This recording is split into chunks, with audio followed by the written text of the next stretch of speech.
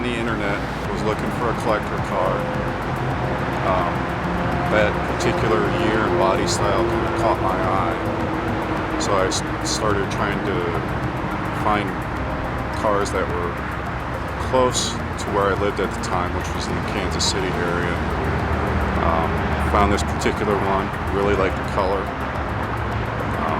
It had already been restored pretty much.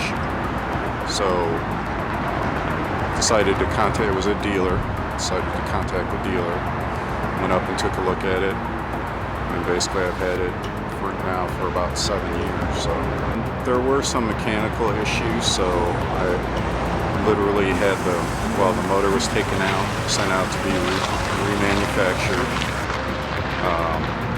Just recently, the last thing that I've had done to it is the transmission was rebuilt.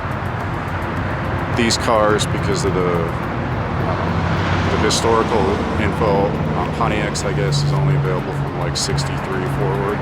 You can't really say that it's numbers matching, but the motor and transmission are period correct for the car. It's a 389.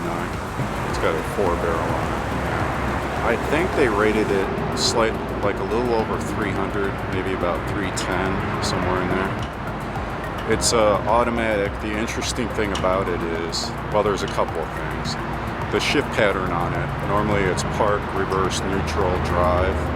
This has reverse like all the way over to the right. That's the first thing. The second thing is there's 2 drive settings. One is a 2-speed, the other one is a 3-speed.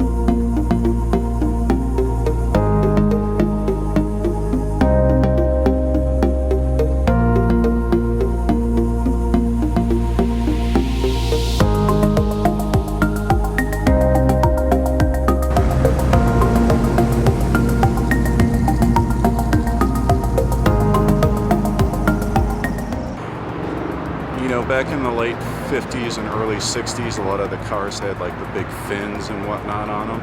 This one is more subdued, the back end. I mean, it's got a style to it, but they're not like big fins sticking out. It's more, they've got the like small, like torpedo tail lights on it and stuff.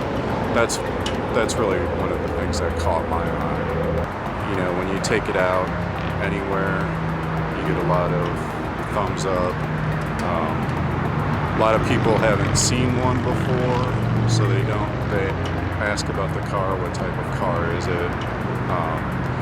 The good thing about that particular year, back in the day, even though everybody thinks GM is, and they, back in the 80s or whatever, they kind of all consolidated, but prior to that, like in the 50s and 60s, they were all kind of separate companies, had their own engineering and design and everything.